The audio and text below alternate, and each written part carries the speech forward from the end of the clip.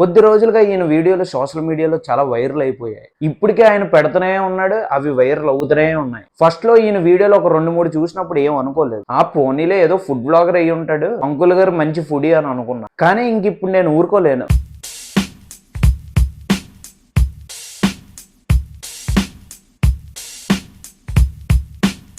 Dieting అని చెప్పి ఏవో సీజన్ వీడియోలు స్టార్ట్ చేసి అందులో రోత కంటెంట్ ఒక లెక్కల్లో ఉంది. ఫర్ ఎగ్జాంపుల్ ఒక వీడియో చూడండి. పొద్దున్నే ఎగ్ దోశ, ఇంకా మైండ్లో వేరే ఆప్షన్ లేదు. ప్రతి మీల్లో ప్రోటీన్ ఉండేటట్టు చూసుకుంటున్నాను. 11ంటికి ఒక బొబ్బాస్కే మొక్క, ఇంకా మధ్యాహ్నానికి 3 గుడ్లు వేసుకుని చేయించుకుని ఎగ్ ఫ్రైడ్ రైస్. ఏం తింటున్నాం అన్నది కాదు, తినే దాంట్లో ప్రోటీన్ ఉందా లేదా అనేదే ముఖ్యం. అది వీలైనంత ఎక్కువ ఉండేటట్టు చూసుకోవడమే మన పని. అలా 500 రూపాయల ఇంజక్షన్స్ ని 15 ఇంజక్షన్స్ ని మేము పెట్టుబడి పెట్టుకున్నాం. యాక్చువల్ గా హాస్పిటల్ వాళ్ళు పెట్టుకోవాలి, కానీ 4 లక్షలు పెట్టి మేమే ఇంజక్షన్స్ కి పెట్టుబడి పెట్టాం. జాగ్రత్తగా ఉండాలి. ఇంట్లో ఒకరికి ఆరోగ్య సమస్య వచ్చిన ఏం తినడం అనేది ముఖ్యం కాదంట, అందులో ప్రోటీన్ ఉంటే సరిపోద్దంట. భయ్యా, ప్రోటీన్ ఫుడ్ తినడం మంచిదే, కానీ నువ్వు రోజు 4 పూటలు తినే ఫుడ్ 1 పూటలోనే కంప్లీట్ చేసేస్తున్నావు. పోనీ నువ్వు జిమ్ ఏమైనా చేస్తున్నావంటే లేదు, జాగింగ్ చేస్తున్నావా లేదు, వాకింగ్ కూడా వెళ్ళట్లేదు, డైలీ ఒక 1 అవర్ ఆర్ 2 అవర్స్ జిమ్ చేయట్లేదు, జాగింగ్ చేయట్లేదు. అంత ప్రోటీన్ ఫుడ్ ఎందుకు అంకుల్? పోనీ తినేవేమైనా మంచి ప్రోటీన్ ఫుడ్ అంటే కాదు. Egg dosa, egg fried rice, బజ్జీలు, పూరీలు, అది కడుపా లేదా ట్యాంక్ బండా?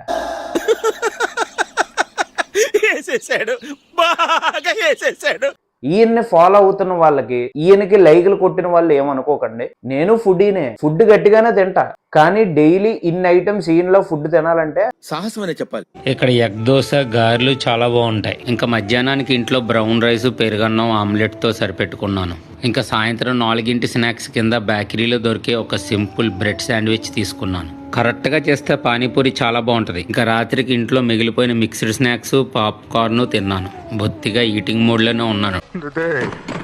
సీ బడీస్, కరోనా టైంలో లాక్డౌన్ కి ముందు చాలా స్లిమ్ గా ఉండేవాడిని. లాక్డౌన్ లో పని లేక 2 నెలలు నెట్ఫ్లిక్స్ లో, అమెజాన్ లో చూస్తూ, స్విగ్గీలో, జొమాటోలో ఫుడ్ ఆర్డర్ ఇస్తూ గడిపేవాడిని. ఇక్కడ ఫుడ్ ఎక్కువ తినడం తప్పనట్లేదు, నువ్వు తింటున్న ఫుడ్ కి అంతే ఎక్సర్సైజ్ కూడా అవసరం అని నేను అంటున్నా.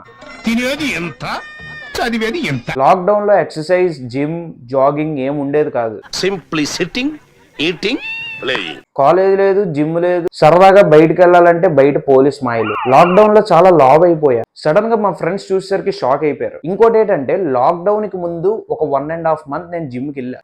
స్లిమ్ గా ఉండేవాడిని కాదు, స్కూల్ పిల్లడిలా ఉండేవాడిని. డిగ్రీ చదువుతున్నాం కాబట్టి దానికి తగ్గట్టు ఒక మంచి బాడీ, మంచి ఫిజిక్ ఉండాలని అనుకున్నా. 1.5 మంత్ చేశా, తర్వాత లాక్డౌన్.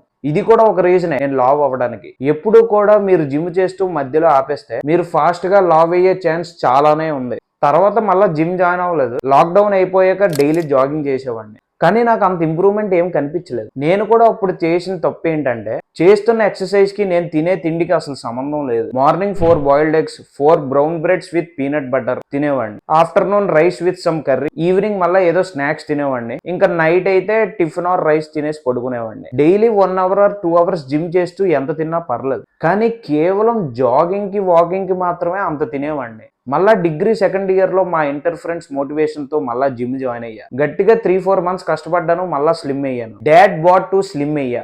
ఈ 2 పిక్స్ కి డిఫరెన్స్ చూడండి, మీకే అర్థమవుతుంది. తర్వాత కొద్ది రోజులకి 6th సెమిస్టర్ వచ్చింది. ఇంకా జిమ్ కొద్ది రోజులు పక్కన పెట్టేసి సెమిస్టర్ మీద ఫోకస్ చేద్దామని మానేసా. డైట్ కొంచెం నీట్ గా మెయింటైన్ చేసేవాడిని జిమ్ మానేసాక కూడా. అలా కొన్ని మంత్స్ స్లిమ్ గా ఉన్నా.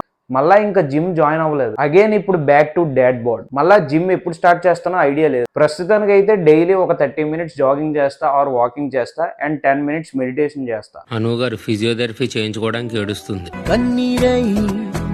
వాళ్ళ వైఫ్ అక్కడ అంత బాధపడి ఏడుస్తుంటే ఈయన వెళ్ళి వీడియో తీస్తున్నారు. పిచ్చోళ్ళ గురించి వెంటనే కానీ లైవ్ లో ఇదే చూడటం కదా మరెందుకు అయ్యయ్యో పాపం వస్తుంది. ఉన్న ఈ ఆవిడ కురుముల బండి దగ్గరికి వచ్చాను. పెసరట్టు కూడా టేస్ట్ చూడన్నయ్యా అని చెప్పి ఒకటి వేసారు. నా దగ్గర మంచి కారు ఉంది, ఏసీ ఉంది, ఇల్లు ఉంది, ఫ్రిడ్జ్ ఉంది, అన్నీ ఉన్నాయి. కానీ ఏం చేస్తాం, కర్మ చేతిలో చిల్లి గవ్వ లేకుండా పోయింది. 2009 మాకు పెళ్ళైన దగ్గర నుంచి ఇప్పటి వరకు కనీసం ఒక ₹1,00,00,000 పైన సంపాదించి ఉంటాను. అను దగ్గర 30 కేజీ బంగారం ఉండేది. లేని బంగారు వస్తువు అంటూ ఉండేది కాదు తన దగ్గర. గత 5 ఏళ్ల నుంచి పరిస్థితులన్నీ తారుమారయ్యాయి. కనీసం పెళ్లికి కట్టిన మంగళసూత్రం కూడా లేకుండా పోయింది. ఇప్పుడు సంపాదించిన డబ్బు అంతా ఇలా ఫాస్ట్ ఫుడ్స్ కి బోర్ కొడితే మింగి తింటే ఇంకా డబ్బులు ఎక్కడ మిగులుతాయి సార్? డైట్ వీడియోలు అని చెప్పి రోజు మీ లైఫ్ స్టైల్ చూపిస్తున్నారు. పోనీ ఆ లైఫ్ స్టైల్ వీడియోలు ఏదో కరెక్ట్ గా ఉన్నాయంటే మీ అను గారు హాస్పిటల్ వీడియోలు, మీరు మింగి తినే ఫుడ్ వీడియోలే చూపిస్తున్నారు. రాత్రి గడిచినా సరే ఈ రోజు అనుకి ఇంకా పొద్దున్నే కళ్ళు తిరగడం తగ్గలేదండి. ఇంకా సేమ్ అలాగే కంటిన్యూ అవుతుంది. ఫస్ట్ టైం నేను మా అబ్బాయి కోసం లంచ్ బాక్స్ సర్దుతున్నాను. బ్రెడ్ ఆమ్లెట్ చేశాను. నేను మాత్రం బయటకు పోయి డబుల్ ఎగ్ దోశ ఒకటి తిని అనుకు ఒకటి కట్టించాను. ఇంకా లాభం లేదు. అనుని ఏదో ఒక న్యూరో డాక్టర్ దగ్గర తీసుకెళ్లాలండి. వాళ్ళ అబ్బాయికి బ్రెడ్ ఆమ్లెట్ చేసి ఈయన కూడా అదే తిని అడ్జస్ట్ అవ్వకుండా బయటికి వెళ్లి తిని మళ్ళీ హాస్పిటల్కి వెళ్తున్నారు. అసలు అంత సీరియస్ టైంలో కూడా మీరు వీడియో తీస్తున్నారంటే మీ డెడికేషన్ కి. మీ వైఫ్ కి హెల్త్ బాగాలేనప్పుడు మీరు జాగ్రత్తగా ఉండి ఇంట్లో తిని అడ్జస్ట్ అవ్వాలి, కానీ అవి వీడియోలు చేసి డైట్ అని చెప్తున్నారు. మీరు మీ ఫాలోవర్స్ ని ఎర్రపప్పలు చేస్తున్నారు సార్. కొంచెం ఆలోచించండి. లైక్స్ కోసం, ఫాలోవర్స్ కోసం మీరు అలా డైలీ వీడియోలు చేసి సంబంధం లేకుండా దానికి సినిమా స్టోరీ లాగా బ్యాక్గ్రౌండ్ వాయిస్ ఇస్తున్నారు. బాగా ముదిరిపోతున్నాయి. నా వల్ల కాదు, ఎక్కడికైనా తీసుకెళ్ళని చెప్పి ఫోన్ చేసి మరీ తొందర పెట్టింది. తను ఫోన్ చేసేటప్పటికి ఏదో వాళ్ళ వైఫ్ అక్కడ పెయిన్ తో కూర్చొని బాధపడుతుంటే ఈయన వీడియోలు తీస్తున్నారు కంటెంట్ కోసం. అది ఏదో గొప్ప పని చేసినట్టు బ్యాక్గ్రౌండ్ వాయిస్ చూడండి డివోషనల్ గా. ప్రతి వీడియోలో ఈ మ్యూజిక్ ఉంటుంది. పొద్దున్నే బజ్జీలు పూరీల వైపు కాకుండా మైండ్ ని హెల్తీ. ఈ రోజు పొద్దున్నే ఎందుకో పూరి తినాలనిపించింది. ఎందుకో నప్పలేదు. వెంటనే బజ్జీ గారి తీసుకున్నాను. కానీ అవి సరిపోలేదు. ఇంకో చోటకు పోయి దోశ తిన్నాను. ప్లేట్ పూరి, 2 బజ్జీ, 1 వడ. అవి సరిపోకపోతే మళ్ళీ ప్లెయిన్ దోశ అంట. ఇంకా మధ్యాహ్నం ఇంట్లో అన్నం, పప్పు, వడియాలు, ఆమ్లెట్ దేన్ని వదలలేదు. అన్ని పూర్తి చేసేసాను. మధ్యాహ్నం అన్నం ఇంకో దాంతో పాటు చాలా ఐటమ్లు తిన్నారు. ఇంకా మధ్యాహ్నం మంచి ఎండలో అను నేను బయటికి బయలుదేరాము. ధవళేశ్వరంలో ఈ బేకరీలో ఎగ్ పఫ్ చాలా బాగుంటుందండి. మేము ఎప్పుడు ఇటు పక్క నుంచి వెళ్తున్నా ఇక్కడ ఆగి ఖచ్చితంగా పఫ్ తినే వెళ్తాం. మన హెయిర్ ఆయిల్ ప్రిపరేషన్ కోసం పచ్చి గుంటగలగర కావాల్సి వస్తే మన కోసం అని పక్కనే ఉన్న ఫ్రూట్ మిక్స్ జ్యూసు, బజ్జీలు తింటూ వెయిట్ చేస్తూ ఉన్నాను. రోడ్ ఆకృతి షాపింగ్ సెంటర్ దగ్గర ఉంటుందండి ఈ పునుకులు బండి. ఇక్కడ వరిపిండితో చేసిన ఈ పెద్ద చెకోడీలు, పునుకులు చాలా బాగుంటాయి వీళ్ళ దగ్గర. ఇంకా రాత్రికి బటర్ మిల్క్, ఇంట్లో చేసిన చపాతీలు 3. మళ్ళా egg puff, Limca, soda, fruit mix juice, బజ్జీలు అంట. భయ్యా నాకు తెలిసినంత వరకు అయితే ఈ పాటికి మీరు హాస్పిటల్లో ఉండాలి. అసలు చాలా డేంజర్ ఇది. మీరు చిన్న గ్యాప్ ఇవ్వకుండా, మీ కడుపుకి రెస్ట్ ఇవ్వకుండా లాగిస్తున్నారు. ఇప్పుడు మీకు ఏం అర్థం అవ్వకపోయినా ఫ్యూచర్ లో చాలా ప్రాబ్లమ్స్ వస్తాయి.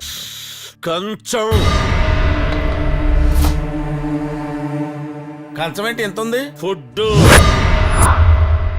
ఇదేంటి ఎంత పెట్టారు? తింటే తరిగిపోద్దిలే, తిను. ఇంత ఫుడ్ ఎవడైనా తింటాడా? ఈయన కూడా తినలేడు. నిజంగా ఆ మూవీలో ఉన్న బ్రహ్మి గారు అండ్ ఆ కమిడియన్ గారు కూడా మీరు తినే ఫుడ్ లో సగం ఫుడ్ కూడా వాళ్ళిద్దరు తినలేరేమో. ఈ రోజు అను నిక్కి స్కూల్ బాక్స్ లోకి అని చెప్పి బిర్యానీ చేసిందండి. మొన్నటి నుంచి నేను అడుగుతుంటే మాత్రం నాకు చేసి పెట్టట్లేదు. ఈ రోజు అయోధ్యలోని రాముల వారి ప్రాణ ప్రతిష్ఠ. ఒక్కసారి నన్ను కావాలని ఏడిపించడానికి ఇలాంటివన్నీ చేస్తుండడానికి నిగ్రహం ఎంత ఉందో చూద్దాం. మేడం కూడా అయిపోయింది. ఇలా ఎంత తినకూడదు అనుకుంటున్నా బిజినెస్ లోని పెర్ఫెక్షన్ కోసం కొన్ని గీత. ఇప్పుడే అర్థమైంది ఫాస్టింగ్ అని చెప్పి రేగుపులు కూడా తినేసాను నేను.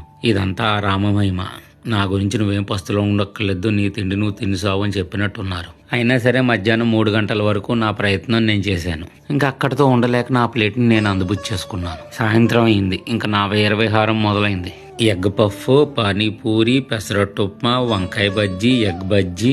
అవి సరిపోకపోతే మళ్ళీ ఇడ్లీ, మైసూర్ బజ్జీ అన్ని తిని ఇంటికి వచ్చాక మళ్ళీ మా అమ్మగారు తయారు చేసిన ఫుడ్ ప్లేట్. అను ఒకటే మాట ఉంది, ఉంటే ఫుల్ డే ఫాస్టింగ్ ఉండు, అంతేగాని ఇలా సగం సగం ఫాస్టింగ్ ఉండి తర్వాత అంతా దొబ్బి తినకు అని. ఫాస్టింగ్ అని చెప్పి ఇన్ని తిన్నావంటే చీట్ డే అని చెప్పి దానికి 3 రేట్లు ఎక్కువ తింటామేమో. ఇంకా మన వల్ల కాదు భయ్య. ఈ వీడియో చూస్తున్న వాళ్ళందరికీ ఒకటే చెప్తున్నా, మీరు ఇతను వీడియోలు ఫాలో అవుతే 10 కేజీలు తగ్గడం కాదు, 30 కేజీలు పెరుగుతారు. అండ్ సార్ మీరు కనుక ఈ వీడియోని చూస్తే ఫీల్ అవ్వకండి. జనాలు ఇలాంటి వీడియోలు చూసి ఇన్స్పైర్ అయ్యారు అనుకోండి, వాళ్ళ హెల్త్ షెడ్కి పోతాయని ఈ వీడియో చేస్తున్నా. ఇంకొంటాను మరి. ఛానల్కి ఎవరైనా సబ్స్క్రైబ్ చేసుకోకపోతే ప్లీజ్ డూ సబ్స్క్రైబ్ అండ్ పక్కన ఉన్న గంట బటన్ కూడా నొక్కండి. See you in the next video buddies. Signing of.